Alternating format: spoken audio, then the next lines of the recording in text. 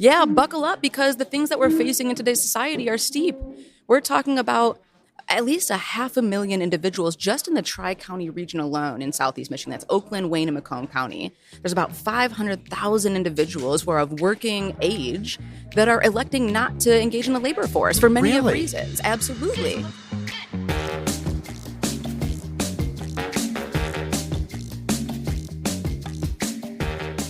Hello and welcome back to your Daily Detroit on this Friday, August 16th, 2024. We are your podcast for everything Metro Detroit, and today we're talking about the crisis of talent attraction and retention in Southeast Michigan. With me for this conversation is Jayme Powell, the Executive Director of the Detroit Regional Workforce Partnership. Jayme talks with me about how her organization connects employers with local schools and community partners to build a strong talent pool in Southeast Michigan. We discuss the challenges and benefits of this approach, like the need for lasting results and the urgent issue of low workforce engagement here. Did you know that 500,000 working-age people in the Tri-County area are not working, facing problems like expensive childcare and unreliable transit? Jayme also talks about the need for continuous learning due to the fast-changing world of technology. After all, this is a crisis, and though some areas of the region may feel like they're doing well, we need to work on how we compete in a national context. Before we get started with this conversation, let's take a moment and try to pay one of our bills. You know, in my mind, there's one choice for roofing around here, and I'd go with your best choice. Whether it's time to replace your roof or repair it, Best Choice Roofing provides top-notch roofing services tailored to meet the unique needs of Detroit homes and businesses. They serve the region and inside the city of Detroit, too. Find out more at bestchoiceroofing.com/Detroit. That's bestchoiceroofing.com/Detroit, or call 313-474-7031. That's 313-474-7031.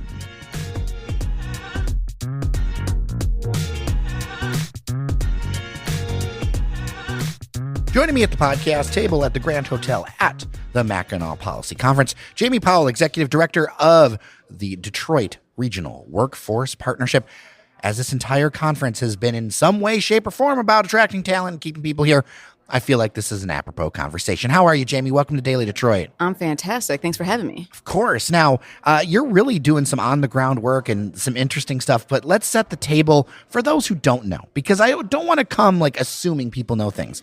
What is the Detroit Regional Workforce Partnership, and what are you up to? So the Detroit Regional Workforce Partnership is an employer-led workforce intermediary body. So they exist across the country, but we've been completely absent of one in Southeast Michigan, which is really a fancy way of saying that we work with employers by sector to ensure that we can create better opportunities to simplify the way that they collaborate with what I'll call the supply side of the ecosystem. So there's fantastic work happening across the region with our local workforce systems, with our higher education community, and with our community partnerships. But there's such a density of partners in which sometimes you don't know who or what to look to when you're thinking about how do you deepen your pool of talent and how do we have a much more coordinated opportunity for employers to take a step forward, take a step into the driver's seat and better inform what they need now, what they need in the future, and then how to coordinate a response to that. And it's less of a one-to-one of one employer to one workforce system. It is about how do we convene and connect employers who have a shared talent challenges and opportunities to go deeper with one another. So despite any competition that may exist between those kind of businesses that share sector priorities, they recognize that competitiveness, I think they hone that competitiveness, but right now is the time in which they're recognizing that they have to be more collaborative and engage the ecosystem in a little bit of a different way to yield the kind of talent attraction and retention outcomes that we're looking to achieve, which frankly, we've been looking to achieve for a very long time. I was going to ask you about that because I feel like this topic has been recurrent for a number of years up here and around for a long time. What's different now? I think there are several things different now, but I'd say one is the employer commitment. I'd say right now it is a unique time in history where employers recognize that things need to change, that the talent's not just going to show up on their doorstep and it's, hiring the best and the brightest. That's not how it works anymore. We have to be much more collaborative. We have to go deep. That work can get messy, but it's absolutely necessary to create a new structure in which we actually collaborate to achieve a set of outcomes that are scalable and sustainable over time. It's one thing to be able to produce outcomes for in this very moment, But what happens when you need another 5,000 employees of a certain job classification and the work that you've been doing is not sustainable over time? It has to sustain in order for us to continue to grow as a region and as a state. Would you say that this has reached kind of crisis levels? Absolutely. We are absolutely in crisis mode. And I think that's been the conduit to the joint recognition across the ecosystem that things do have to change and that there is fantastic work happening. I mean, I can't deny the fact that I think people are starting to innovate more deeply than they had before. We have our higher education community who is showing up at the table differently. Our local workforce systems are doing fantastic work and delivering results, but how do we be a little bit more coordinated to meet a regional demand and not just the demand of one employer? What are some of the key gaps that are out there right now? Oh, man. Well, I feel like that's a long list. When anyone answers question. Something with, oh, man, I'm like, all right, buckle up. Yeah, buckle up, because the things that we're facing in today's society are steep. We're talking about at least 500,000 individuals just in the Tri-County region alone in Southeast Michigan. That's Oakland, Wayne, and Macomb County. There's about 500,000 individuals who are of working age that are electing not to engage in the labor force for many of reasons. Absolutely. So let's unpack that a bit, because when we talk about talent attraction, if we've got a pool of people here, if there's a way that we could activate that, I feel like that's the logical thing to do. That is exactly right. And I think there is a time and a space, and there are organizations poised to attract talented individuals into the region or into the state. I'm not saying it's an either or, it's an and. No, it is an and. But our role at the Detroit Regional Workforce Partnership, moreover, is to ensure that we can cultivate a rich talent pool, because we value those that are living, working, and playing in the region of Southeast Michigan. We have tremendously talented individuals that, like, you use the word activate. Yes, activate's the right word, but like, how do you cultivate and grow the skills of the region, the competencies of the region? How do you ensure that people have the proper credentialing in order to get a good paying job that sustains their family income and their family life over time? And so I think that the things that, to your question, we struggle with basic needs like access to high quality and affordable childcare. We have difficulty with our regional transit. We can't deny that. People have trouble getting to work, getting home from work, getting to appointments. People are struggling to exist every single day, and it only makes it more challenging to think about, how do I overcome these structural barriers to employment on my own? People feel alone, and so how do we show up as an ecosystem, as a region that is there to support people who are valued, who are valuable, and have an opportunity to get back to work? And this gets to this idea that I keep seeing where it feels like there's a group of people who think everything is fine, right? Because they're fine. Sure. And then I also see, and I live in the city of Detroit, so I also see, I see immense success and also immense not so much. Yep. Right? But there needs to be like a sense of like, how do we do this together? You mentioned something like transit. That's been bandied about as long as I've been an adult. Right? And we've made some progress in little fits and starts, but I mean, if you can't get to the job, then you can't work. I mean, it's that simple. And I think people just take for granted that people can, or they can borrow a car, or they can do that stuff. There's just so much of like, I just live this way. This is my water. This is the air I breathe. And not thinking about, well, what if you can't get to a place? Or you think about childcare and the challenges with that it's gotten so expensive. And I do think people get like price fixed with stuff. They're like, well, when I was X, it was Y, right? But things have changed. Absolutely. And it's hard sometimes to make that case, though, because people kind of get stuck in their ways. Yeah, but you can't deny the fact that you have to listen to your workers, the people that you're serving every day, who are telling you that the way of life is unaffordable. Maybe it isn't for you, but for me it is. Times are changing and people have needs, and we have to figure out how to address those needs in order to actually have a more vibrant, talented ecosystem that gets us out of this muck of this crisis that we've been experiencing for so long. So like transit, you got to take bites out of things. I can't wave a magic wand and fix regional transit. But what I can do is work with our regional transit operators to think about how we expand our micro transit solutions that get people from home to work and from work to home, or to appointments, or the places that they need to go to sustain a high quality of life. That still is a grind. It's a hard thing to try and accomplish, but it's doable. We can be transformative in our region, but we have to be willing to, we have to be collaborative, and we have to be able to also advocate for policy reform. And those are, I think that's going down a little bit of a rabbit hole, but it's something that we can't ignore. We've got hundreds of thousands of returning citizens getting reintegrated back into society who have limitations for instance, for licensing for certain client-facing roles, right? And that can be up to a 10-year span. Their opportunities for good paying jobs are limited. Well, and if you close the door on somebody who's coming back into society, what are they going to do? Exactly. Because they got to eat. They got to live. And I don't think we think about that. We just think about things like when I say we, I think like in the collective we, where it's like, oh, well, they did time and all this other stuff.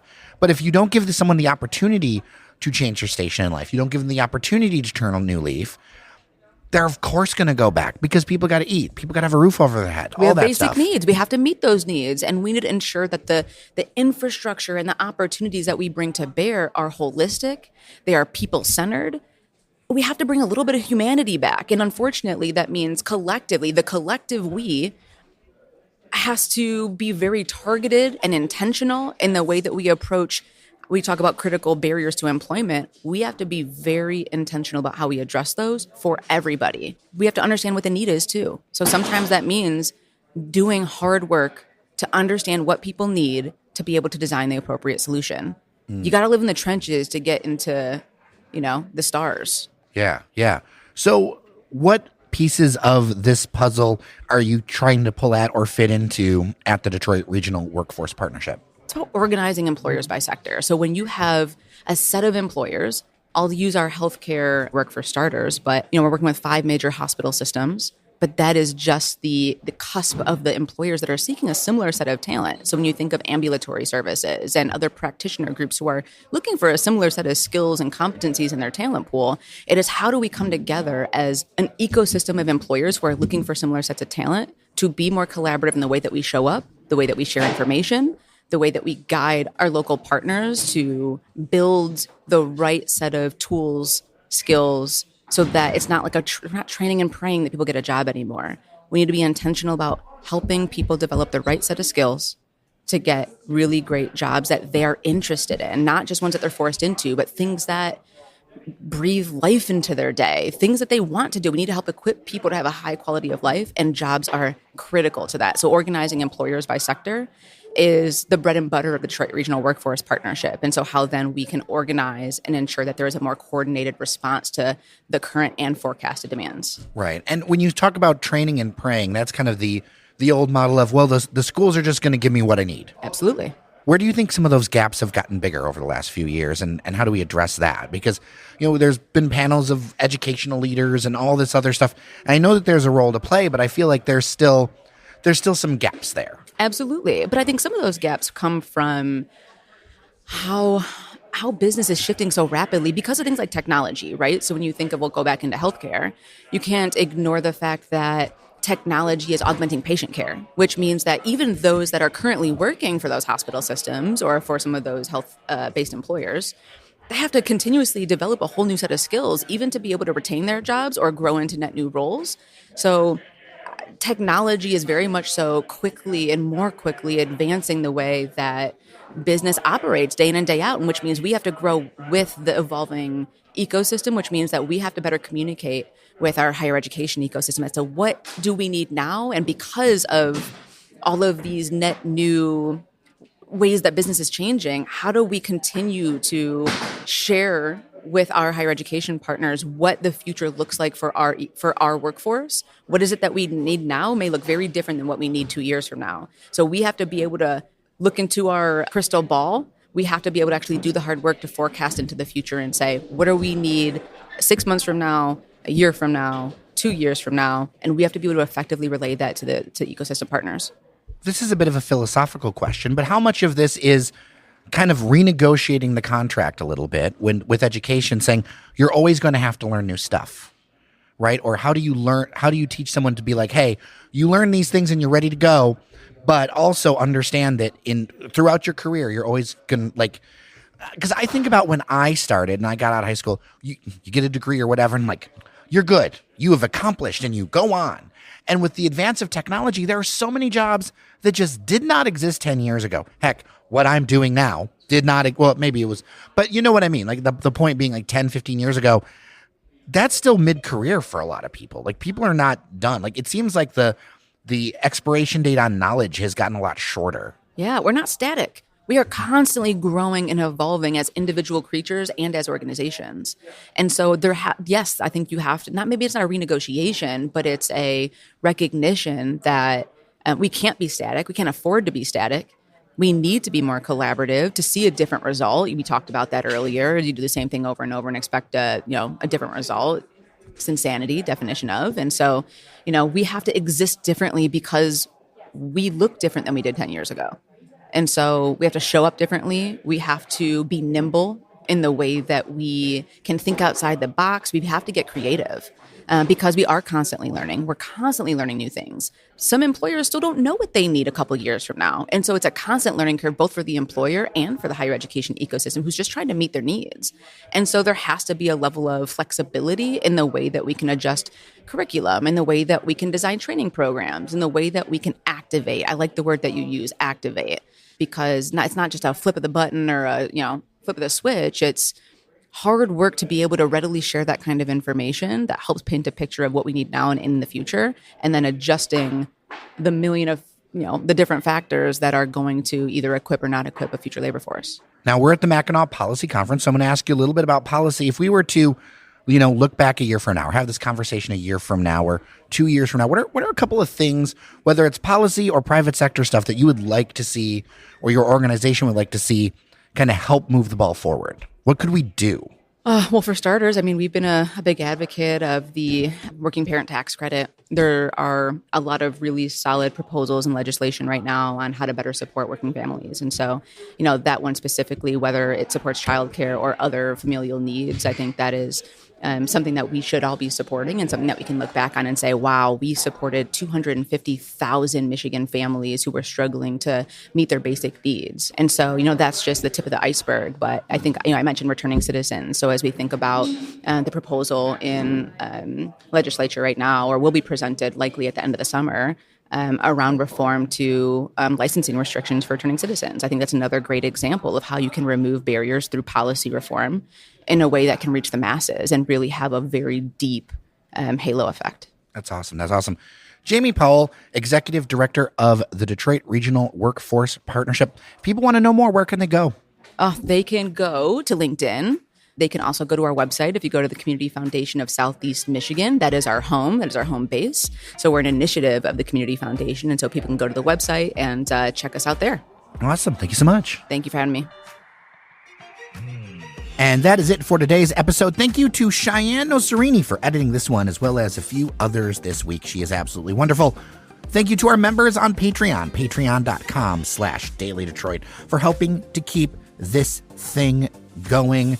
Feedback, as always, dailydetroit@gmail.com.